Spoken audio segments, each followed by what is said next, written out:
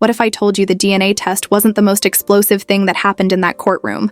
What if I told you that right after the judge slammed his gavel, all hell broke loose, and Erica Mena ended up screaming, shaking, and accusing Mendeecees Harris of physically attacking her? Yeah. This just went from reality TV drama to full-blown courtroom chaos, and now the footage is out.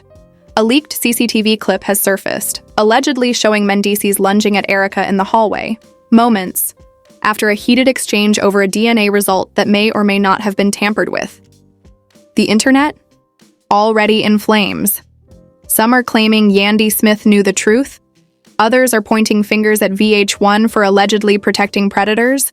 And don't even get started on Mona Scott Young, who's now being accused of trying to sweep this entire mess under the rug before it blows up her whole franchise. But the damage? Already done. The clip is circulating. Erica's legal team is talking. And social media has declared war. Buckle up. Because this isn't just another love and hip-hop scandal. This is the moment the cameras were never supposed to catch. And now that they have, someone's empire might be about to fall. Let's rewind. Before Erica was screaming in the hallway, before the courtroom erupted into chaos, before Mendeecees' name started trending with words like assault and leaked footage. This all started the way most love and hip-hop stories do. Quietly, messily, and way too personal to stay behind closed doors for long. It was supposed to be a routine paternity hearing, just Erica Mena, Mendeecees Harris, a few lawyers, and one sealed envelope holding the DNA results that would either end the drama or set the entire franchise on fire. Guess which one it was? According to courtroom witnesses, who wasted no time hopping on social media, the tension was already thick the moment Erica walked in. She was visibly shaken, clutching her purse like it was holding her last ounce of sanity. Mendeecees on the other hand, cool, too cool, like a man who either knew a secret or had something to hide. Then the envelope was opened, and allegedly, the results said the child wasn't biologically Mendeecees. Erica didn't buy it for a second. In front of everyone, she snapped, "You paid someone off. This ain't real. You know that baby is yours, Mendeecees." The judge tried to restore order, but it was too late. The courtroom buzzed with tension. Yandi Smith, present but silent, sat frozen, refusing to look Erica in the eye. Then came the snap. As the judge adjourned and security began clearing the room, Erica stormed into the hallway. Seconds later, shouts, loud. Then the unmistakable sound of someone slamming against a wall. Moments later, Erica burst back in, mascara running, voice shaking. "He grabbed me. He pushed me. Somebody better do something before I do." Security scrambled. Mendeecees re-entered with his attorneys, looking calm, too calm, but his composure didn't match Erica's panic, or the judge's confusion, and it definitely didn't match what the world was about to see. Within hours, a grainy, anonymous CCTV clip was leaked online. You couldn't hear much. You couldn't see faces clearly. But what you could see: Mendeecees aggressively stepping toward Erica, waving his arms, closing the distance. Erica backing up. Erica stumbling. Was it an attack? Was it a staged fight? Was this just another reality TV plot gone viral? Didn't matter. The internet had made up its mind. Fire Mendeecees trended within minutes. So did Owl's justice for Erica. And in between hashtags were questions. Why was Yandi silent? Why was the footage leaked? Why didn't the judge step in? Theories spread like wildfire. Some said VH1 leaked it on purpose for ratings. Others claimed Erica herself released it. A few pointed fingers at a disgruntled VH1 intern, but none of that drowned out the noise now circling Erica, her accusations, and the man in the middle, Mendeecees Harris. That night, Erica's attorney released a statement. Ms. Mena experienced a physical altercation inside a public courthouse. We are reviewing legal options and will pursue every avenue necessary to protect her safety. Then came the biggest question of all. What would Yandi do? Defend her man? Speak out? Say nothing?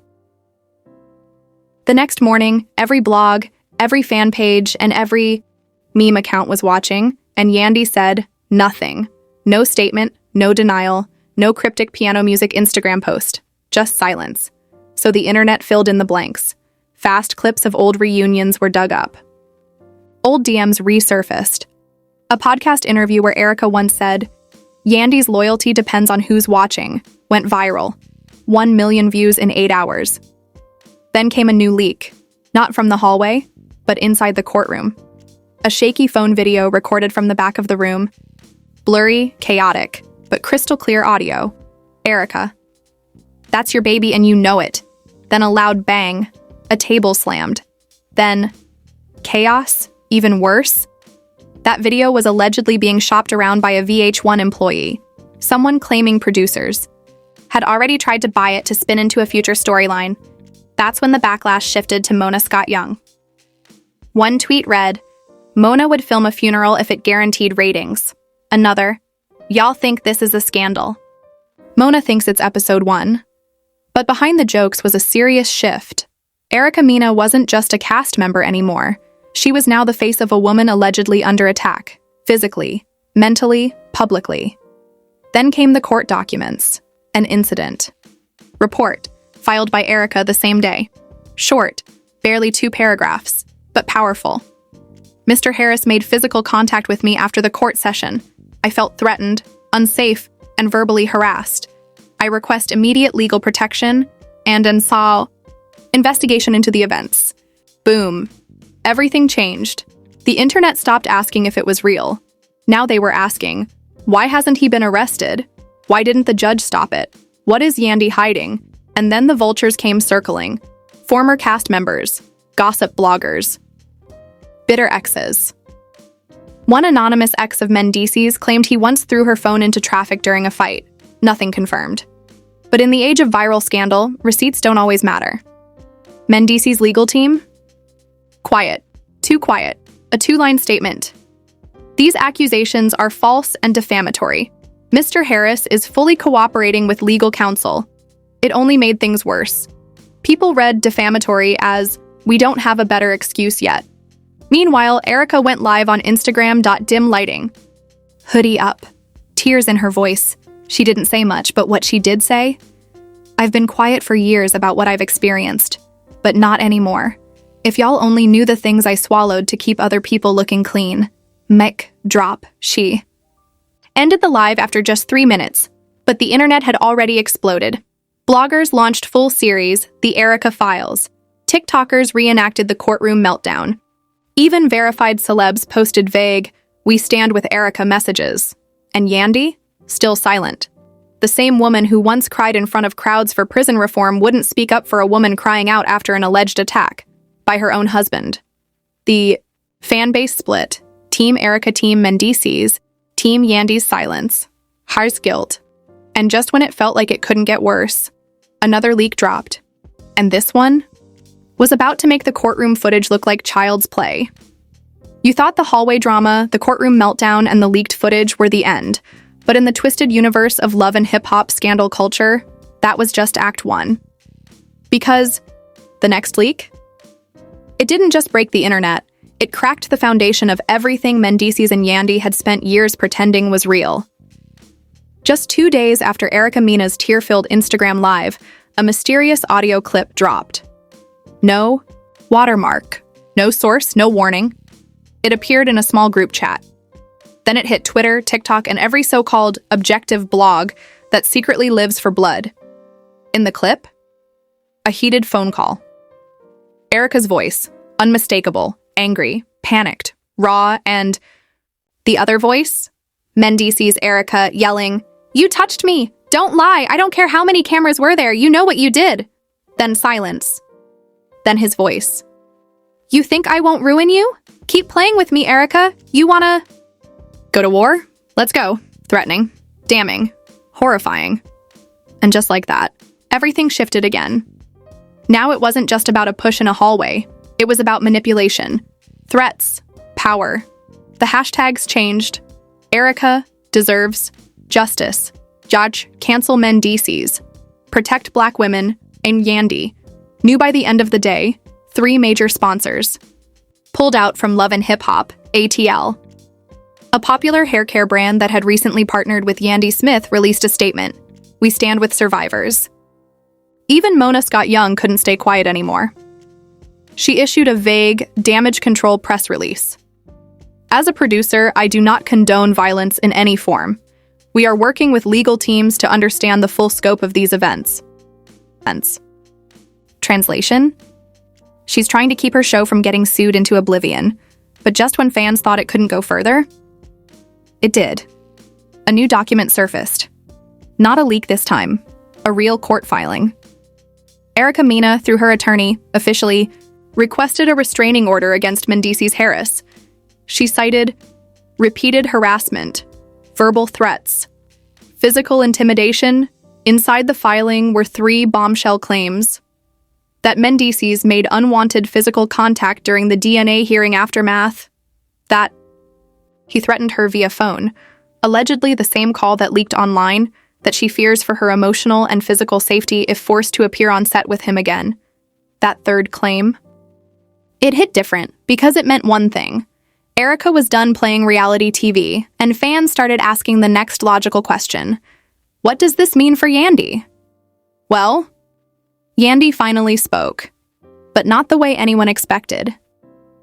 She posted a black and white photo of herself in prayer. No caption. Comments turned off. It was passive, dismissive, like she was praying the headlines away instead of facing them. That image became an instant meme. Fans photoshopped captions like, "When your husband wilds out, but your storyline depends on staying quiet."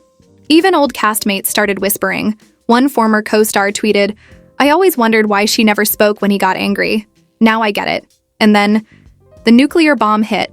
VH1 suspended filming. According to inside sources, the network held an emergency meeting. They reviewed all footage, audio, and legal risk exposure. A production assistant leaked a Slack screenshot. Until we get legal clarity on Mendeecees, we're pausing all ATL tapings involving him or Yandi. Boom. That wasn't just a pause. That was an earthquake. Without Mendeecees and Yandi, half the show's drama collapses. Without Erica, they lose the spark. The viral messiness that keeps people tuning in. VH1 was in panic mode. And to make things worse, Erica announced she was lawyering up, with a high-powered attorney known for taking down entertainment giants. This lawyer once sued a major network for exploiting women under false contracts. Fans knew what that meant. Erica was loading the legal clip. Meanwhile, Mendeecees. Radio silent. No apology, no statement. Not even a shady subtweet. But the pressure was building. Bloggers dug deep. Old charges resurfaced, clips, tweets, podcast interviews, where people hinted he was always a little too aggressive when the cameras weren't rolling. Now, all of that is fair game. The narrative had flipped. Where once Mendeecees was the cool, composed man trying to rebuild his life after prison, he was now being painted as entitled, manipulative A-man, hiding behind fame and weaponizing silence, money, and power to crush the woman who refused to stay quiet. And fans, they were eating it up. One tweet said, "Mendeecees messed with the wrong one. Erica's got nothing to lose and receipts to burn." Another, "Yandi about to find out what happens when you defend the wrong man for too long." And then came the looming fear. The thing nobody wants to say out loud. What if more women come forward? Because that's how it always starts. One voice. Then 2, then 5, and VH1. They know that pattern too well. So now we wait. We wait for Mendeecees to speak. We wait for Erica to sue. We wait for Yandi to say something, anything, that doesn't involve a filtered prayer pic. But one thing's already clear. This isn't a storyline anymore. This is a scandal that might end careers, collapse reputations, and finally expose the toxic TV machine that's been cashing in on pain for far too long. So now we ask, where does it all go from here? Will Erica Mena drag the entire Love and Hip Hop franchise into court with her? Will Mendeecees finally speak, or is silence his only defense? And Yandi? Is she protecting her peace, or protecting the man everyone's pointing at? Because this is no longer just reality TV. This is real drama, real accusations, real legal moves, and real consequences, the kind that don't fade in 24 hours. But haunt headlines for weeks, and if this is how the truth leaks. Through hallway cameras, anonymous clips, and emotionally broken IG lives, then what else is buried behind the scenes? Who else was silenced? Who else has stories they were told never to share? And how long before this entire empire collapses under the weight of the truth? We don't know what's coming next. But something is. Another leak. Another testimony. Another name. So if you believe the truth always finds a way out, hit that like button, drop a comment, and tell us, do you believe Erica? Is Yandi hiding something? And should Mendeecees be removed from the show for good?